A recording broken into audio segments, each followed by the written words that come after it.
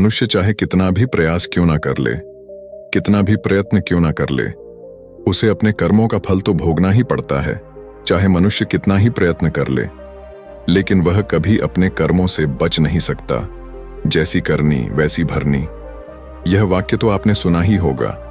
अर्थात जैसे आप कर्म करोगे वैसा ही आपको फल भी प्राप्त होगा। लेकिन मेरा एक प्रश्न है, क्या आप इस बात पर यकीन करते हैं कि जैसा आप कर्म करेंगे वैसा ही आपको फल भी मिलेगा? अब आप में से अधिकतर लोगों के मन में यह प्रश्न जरूर उठ रहा होगा, क्योंकि इसमें पूछने वाली बात क्या है? ये तो सत्य ही है कि जैसे हम कर्म करेंगे वैसा ही हमें फल भी मिलेगा। लेकिन एक बार के लिए आंखें बंद करके अपने आप से यह प्रश्न कीजिए, देखिएगा कि आपको इस प्रश्न का उत्तर स्पष्टता से नहीं मिल पाएगा। कहीं ना कहीं आपके मन में एक संशय जरूर होगा कि क्या यह बात सच है या झूठ। दोस्तों, आज इस कहानी से हम समझेंगे कर्मों का खेल।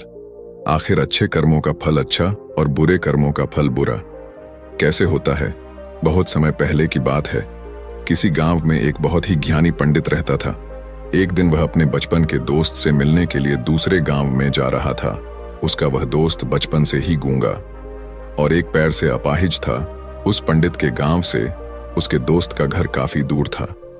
वहां जाने के लिए बीच बीच में कई सारे छोटे छोटे गांव पड़ते थे। पंडित रास्ते में अपनी धुन में चला जा रहा था। चलते चलते उसकी मुलाकात एक व्यक्ति से होती है। रास्ते में उसे एक आदमी मिलता है जो ऐसा लगता था कि वह किसी का इंतजार कर रहा था और वह भी पंडित के साथ चलने लगता है। उस आदमी को देखकर पंडित बहुत खुश हो जाता है। उसने सोचा, चलो अच्छा हुआ, साथ साथ चलने से उसका सफर आसानी से कट जाएगा। बात की शुरुआत करने के लिए उस पंडित ने उस व्यक्ति से उसका नाम पूछा तो उसने अपना नाम धर्मराज बताया। पंडित को यह नाम कुछ अजीब सा लगता है, लेकिन उसने नाम के विषय में कुछ और पूछना उचित नहीं समझा। दोनों धीरे धीरे साथ में चल रहे थे। तभी रास्ते में एक गांव आता है। गांव का प्रवेश द्वार आते ही धर्मराज ने पंडित से कहा, तुम आगे चलो, मुझे इस गांव में एक काम है, मैं तुमसे आगे मिलता हूं। पंडित ने कहा, ठीक है। वह आगे रास्ते में चल देता है। कुछ देर बाद उस गांव में खबर फैली कि एक व्यक्ति को सांड ने अपनी सींग में फंसाकर मार दिया है। जैसे ही सांड ने उस व्यक्ति को मारा, ठीक कुछ ही देर में धर्मराज पंडित के पास आ गया और फिर दोनों चलना शुरू कर देते हैं और चलते चलते एक दूसरे गांव के द्वार पर पहुंच जाते हैं। उस गांव के बाहर एक बड़ा और विशाल मंदिर बना हुआ था। वहां पर आराम करने की सुविधा काफी बढ़िया लग रही थी। पंडित के दोस्त का घर अभी वहां से बहुत दूर था और रात भी होने वाली थी। तो पंडित ने धर्मराज से कहा, रात होने वाली है, पूरे दिन चलते चलते थक भी चुके हैं और भूख भी लग रही है, तो यहाँ पर भोजन करके यहीं पर हम विश्राम कर लेते हैं, फिर सुबह के समय आराम से आगे की यात्रा जारी करेंगे। धर्मराज ने कहा, ठीक है, मुझे इस गांव में किसी को कुछ जरूरी सामान देने जाना है, तुम भोजन करके आराम करो, मैं बाद में आकर भोजन कर लूंगा। इतना कहकर वह वहां से चला जाता है। लेकिन उसके जाने के कुछ समय बाद, कुछ ही देर बाद धुआं उठता हुआ दिखाई देता है और देखते ही देखते पूरे गांव में आग लग जाती है। पंडित ने हैरानी से सोचा कि यह धर्मराज जहां भी जाता है वहां कोई ना कोई अनहोनी जरूर हो जाती है, कुछ तो गड़बड़ है इस व्यक्ति में। लेकिन पंडित ने रात्रि में धर्मराज से कुछ भी पूछना उचित नहीं समझा और वे दोनों सो गए। सुबह होते ही दोनों फिर से अपनी यात्रा शुरू कर देते हैं। कुछ देर चलने के बाद रास्ते में फिर से एक गांव आता है। धर्मराज ने फिर पंडित से कहा, आप आगे चलिए, मुझे इस गांव में अपने मित्र से मिलने जाना है, मैं अपने दोस्त से मिलने के बाद आगे रास्ते में मिलूंगा। यह कहकर धर्मराज वहां से चला गया। लेकिन पंडित इस बार आगे नहीं गया। वहीं खड़ा होकर धर्मराज को देखता रहा कि वह कहां जा रहा है और क्या करता है। तभी थोड़ी देर बाद लोगों की आवाज सुनाई देने लगी कि एक व्यक्ति को सांप ने काट लिया है और उसकी मृत्यु हो गई है। ठीक उसी समय धर्मराज फिर पंडित के पास पहुंच गया। लेकिन इस बार पंडित से रहा नहीं गया और उसने धर्मराज से पूछ ही लिया कि तुम जिस भी गांव में जाते हो वहां कोई ना कोई अनहोनी जरूर हो जाती है, क्या तुम मुझे बता सकते हो यह ऐसा क्यों हो रहा है? धर्मराज ने कहा, पंडित जी, आप तो मुझे बहुत ज्ञानी मालूम पड़े थे, इसीलिए मैं आपके साथ चलने लगा था, क्योंकि ज्ञानियों का साथ बहुत अच्छा होता है, परंतु आप अभी तक समझ नहीं पाए कि मैं कौन हूं। पंडित ने कहा, मैं समझ गया हूं, लेकिन मुझे कुछ शंका है। अगर आप ही अपना उपयुक्त परिचय दे दें तो मेरे लिए आसानी होगी। तब धर्मराज ने जवाब दिया कि मैं यमदूत हूं और यमराज की आज्ञा से उन लोगों के प्राण हरण करता हूं जिनकी उम्र पूरी हो चुकी है। हालांकि पंडित को पहले से ही इस बात की आशंका थी, फिर भी धर्मराज के मुंह से यह बातें सुनकर वह घबरा गया। लेकिन वह हिम्मत करके पूछता है कि अगर तुम सच में यमदूत हो तो मुझे बताओ, अगली मृत्यु किसकी है? धर्मराज ने जवाब दिया, अगली मृत्यु तुम्हारे उसी मित्र की है जिससे तुम मिलने जा रहे हो, और उसकी मृत्यु का कारण भी तुम ही बनोगे। ये बात सुनकर पंडित सहम गया और सोच में पड़ गया कि अगर सच में यह धर्मराज यमदूत हुआ तो उसकी बात भी सच होगी, और उसके कारण मेरे बचपन के सबसे अच्छे मित्र की मृत्यु हो जाएगी। तो सबसे अच्छा तो यही होगा कि मैं अपने मित्र से मिलने ही ना जाऊं, कम से कम मैं उसकी मृत्यु का कारण तो नहीं बनूंगा। धर्मराज ने मुस्कुराते हुए कहा, तुम जो सोच रहे हो वो सब मुझे पता है, मगर तुम्हारे अपने मित्र से मिलने ना जाने से नियति नहीं बदल जाएगी। तुम्हारे मित्र की मृत्यु तो निश्चित है, और वह अगले कुछ ही पलों में घटित होने वाली है। महाकाल के मुंह से ऐसी बातें सुनकर पंडित को झटका लगा, क्योंकि महाकाल ने पंडित के मन की बातें पढ़ ली थीं, जो कि एक सामान्य व्यक्ति के लिए संभव नहीं है। अब पंडित को विश्वास हो गया कि यह धर्मराज सचमुच में यमदूत ही है। जब पंडित को यह पूर्ण विश्वास हो गया कि धर्मराज जी यमदूत हैं तो वह घबरा गया। वह अपने मित्र की मृत्यु का कारण नहीं बनना चाहता था, इसलिए वह पलटकर अपने गांव की तरफ वापस जाने लगा।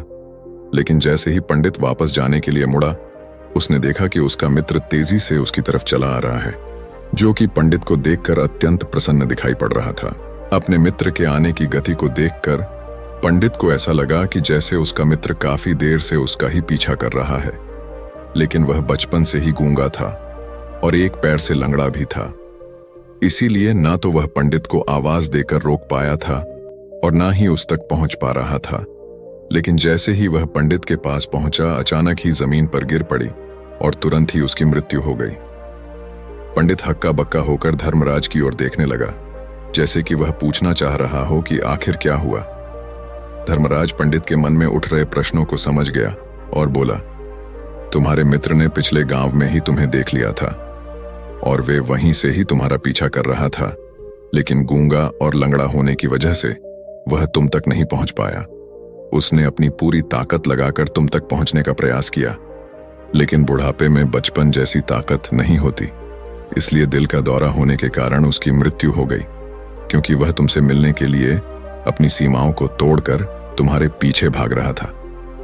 इसलिए अपने मित्र की मृत्यु का कारण भी तुम ही कहलाओगे। अब पंडित को पूर्णतः यह विश्वास हो गया था कि धर्मराज एक यमदूत है और उसका कार्य जीवों के प्राण हरना है।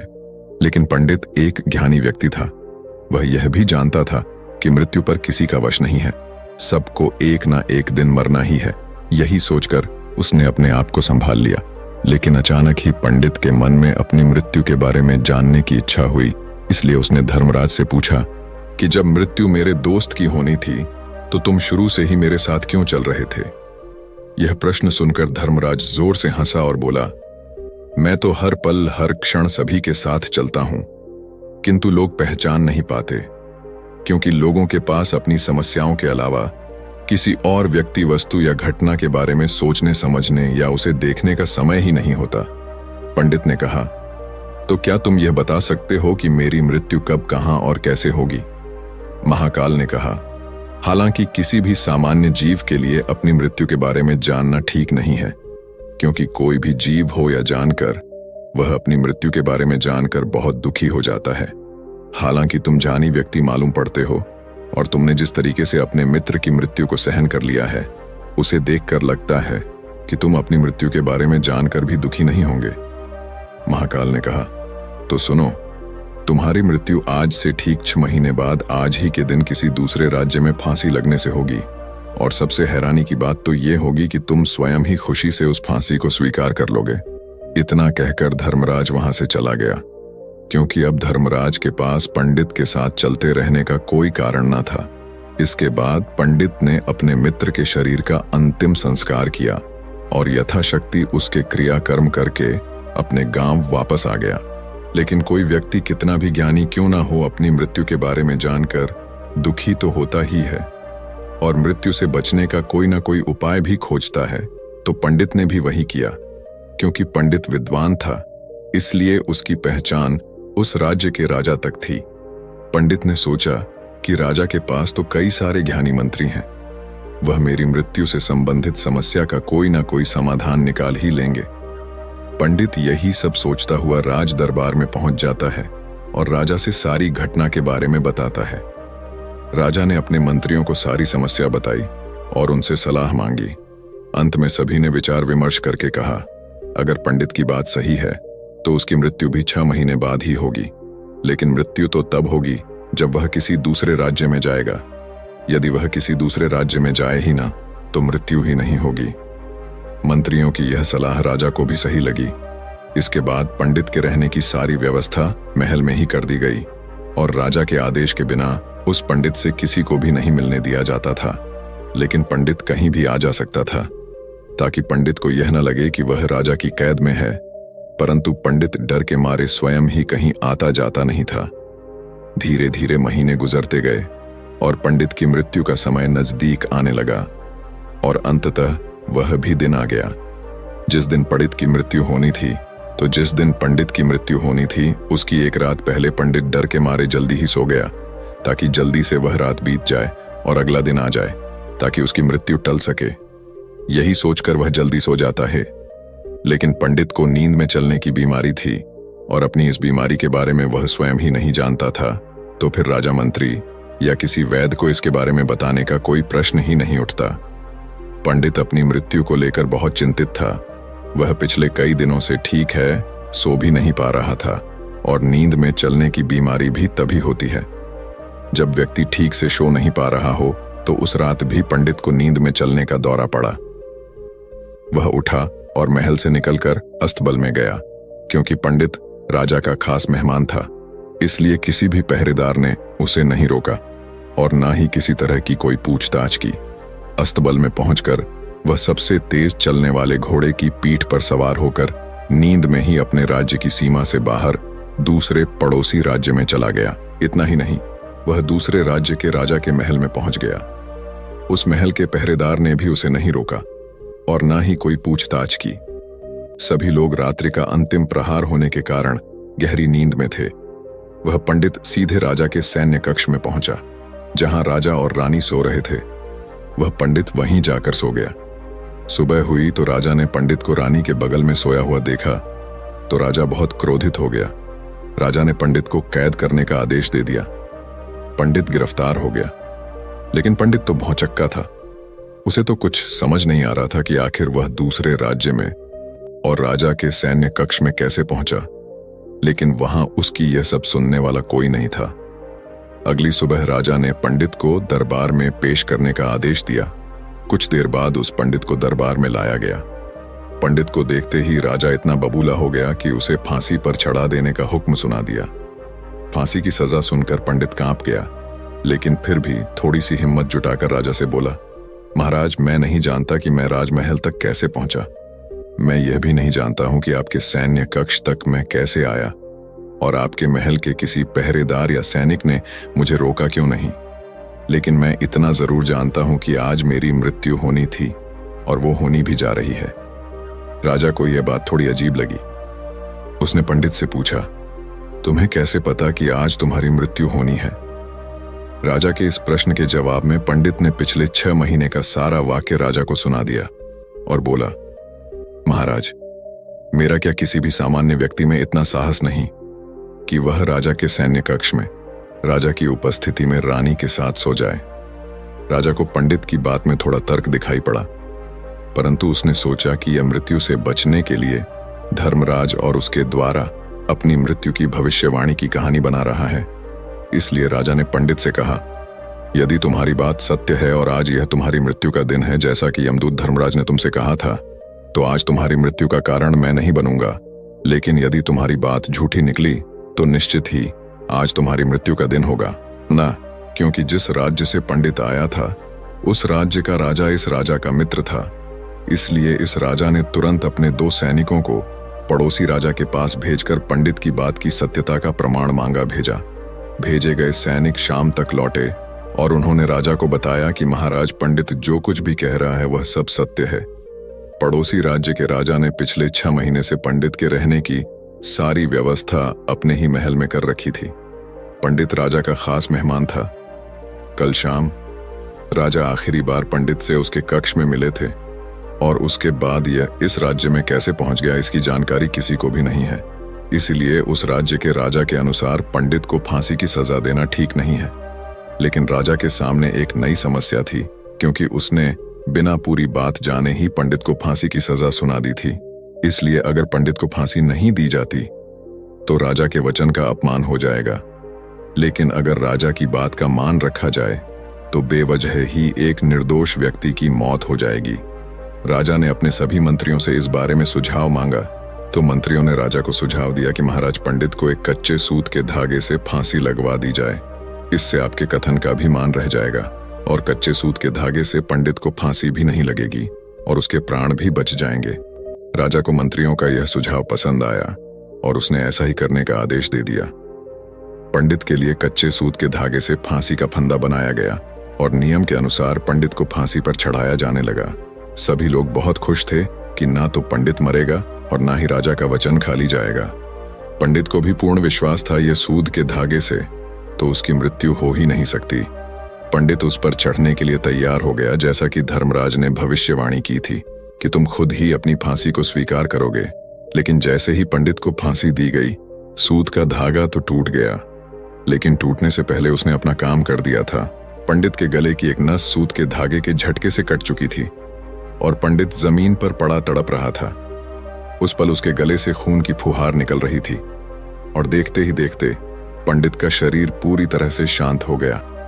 सभी लोग आश्चर्यचकित थे और पंडित को मरता हुआ देख रहे थे। किसी को विश्वास नहीं हो रहा था कि कच्चे सूत के धागे से भी किसी इंसान की मृत्यु हो सकती है। लेकिन घटना तो घट चुकी थी। नियति ने अपना काम कर दिया था और धर्मराज की भविष्यवाणी सच हो चुकी थी। दोस्तों, श्रीमद् भागवत गीता में भगवान श्री कृष्ण ने कहा है, जो होना होता है वह होकर ही रहता है। हम चाहे कितनी ही सावधानी बरते, कितना ही उपाय कर लें, लेकिन घटना और घटना की पूरी प्रणाली पहले से ही तय होती है, जिसे हम थोड़ा सा भी इधर उधर नहीं कर सकते हैं। दोस्तों, शायद इसीलिए ईश्वर ने हमें भविष्य जानने की क्षमता नहीं दी है, ताकि हम अपने जीवन को ज्यादा बेहतर तरीके से जी सके। और यही बात उस पंडित पर भी लागू होती है। अगर पंडित ने महाकाल से अपनी मृत्यु के बारे में ना पूछा होता तो 6 महीने तक राजा के महल में कैद रहकर डर डर कर जीने की बजाय ज्यादा बेहतर जीवन जीता। दोस्तों, आपने आज के इस वीडियो से क्या सीखा वह मुझे आप कमेंट में बता सकते हैं। इसी के साथ में उम्मीद है कि आपको आज की वीडियो पसंद आई होगी, तो इस वीडियो को उस इंसान को शेयर करें जिससे यह कहानी सुनने की जरूरत है और उसी के ठीक बाद चैनल को सब्सक्राइब करें। तो चलिए फिर मिलते हैं ऐसी एक और नई वीडियो में एक नए मैसेज